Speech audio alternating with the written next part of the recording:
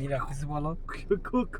যাইতেছিলাম নেত্রকোনা, গেলাম কক্সবাজার, এখনো যাই নাই আর কি, অন্ধা হয়ে আছি। দেখা যাক পরবর্তী ভিডিও।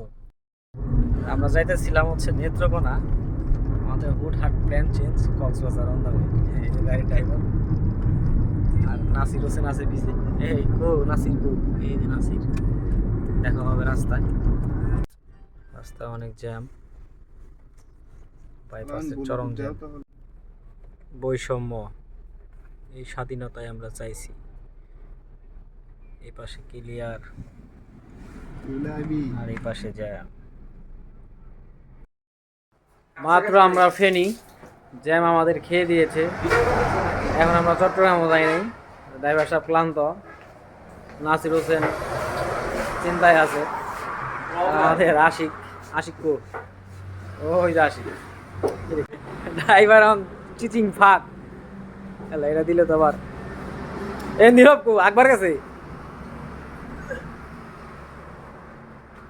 আমি তাহলে কি অবস্থা, জ্যামে কেমন দিল? অবস্থা খুবই খারাপ, জ্যাম আমাদের অনেক সময় নষ্ট করছে। হ্যাঁ দেখা যাক আমরা পানি দিই।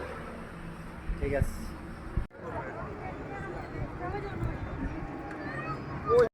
And finally here we are. আমরা এখন সমুদ্র বিচে আছি। উল্টা দিকে ঘুরো, দেখো তাহলে আমরা দেখে লইব, রাঙও দেখলে আমাকে এই নীরব, কেমন লাগছে তোমার? অস্থির। অবশ্য এর আগে ওই সমুদ্র অনেকবার দেখা হয়েছে। রাতের জ্যাম কেমন ছিল? নতুন না, কিন্তু রাত্রে যে ভোগান্তির পরে সমুদ্র দেখছেন, খুব ভালো লাগতেছে, রিফ্রেশমেন্ট মনে হইতেছে নিজেদের। নাসির হোসেন, তোর জ্যাম কেমন লাগছিল কালকে? ভাই জ্যামের কথা আর বললেন না, জ্যামে পুরো জীবনটা শেষ করে ফেলাইছে কালকে। জ্যামের পরে কি সমুদ্র বিলাস? কালকে রাত 12টা থেকে যে শুরু করছি, আজকে দুপুর 2টা পর্যন্ত শুধু জ্যামের মধ্যেই ছিলাম। এই জ্যাম আটকাইতে এমন কোনো জায়গা নেই যে জ্যাম পাইনি। টঙ্গী থেকে শুরু করে আপনার মনে করেন যে কুমিল্লা বিশ্ব রোড পর্যন্ত সব জায়গায় জ্যাম ছিল। এখন আমাদের সমুদ্র বিলাস হবে।